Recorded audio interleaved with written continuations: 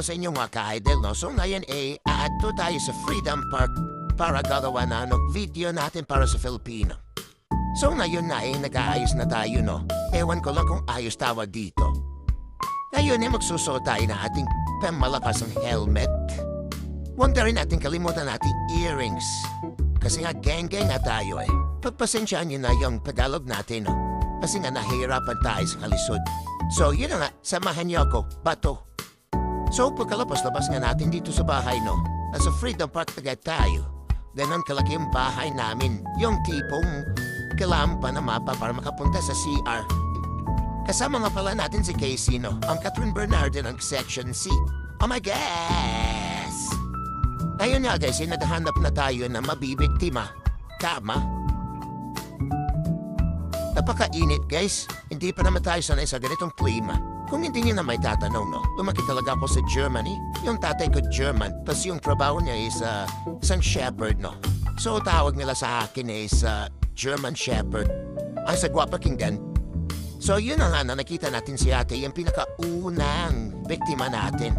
Ayun, tatanungin natin siya sa mga alam niyang salitang balbal. Tsaka. Tsaka. Parang corn. Kana ganing lang. Sige na.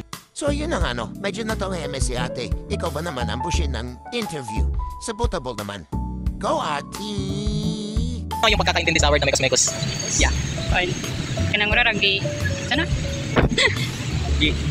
Mix like that. Okay. Corn, bali-balira. Balira, okay. Ito. Thank you, ma'am. Thank you, ma'am. Medyo bitin yung nakuha natin sagot galing kay ate, no? Pero okay lang. Ayun magpapatuloy pa rin tayo sa paghahanap ng mai-interview. So yun na nga, maglalakad-lapad pa rin tayo dito. Maglalakad-lapad, maglalakad-lakad, maglalakad-lakad. Medyo nakakakapoy na dito, no? Pero okay lang, para sa grades and money. So, yun na nga. I know, it's worth it naman, no? Ang paglalakad at kapoy na nararamdaman namin. Yun na nga, nag-zoom in na yung nag-video, Shout out sa you. Oh, yeah.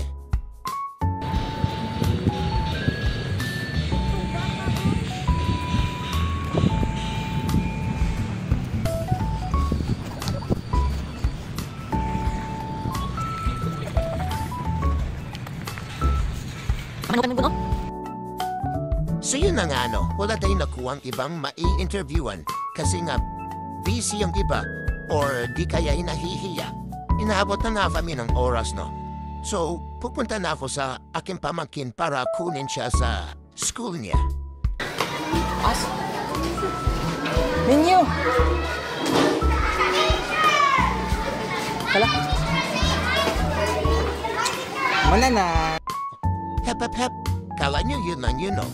Hindi pa nga kami nakapag-interview na maayos, Go, transition and sis. Hi guys! Welcome to this vlog at narito po tayo ngayon upang maghanap ng ating mapapanayam tungkol sa salitang balbal. Let's go! Habang naglalakad tayo, nakita ko po si Kuya. Try nating i-ask siya tungkol sa mga salitang balbal.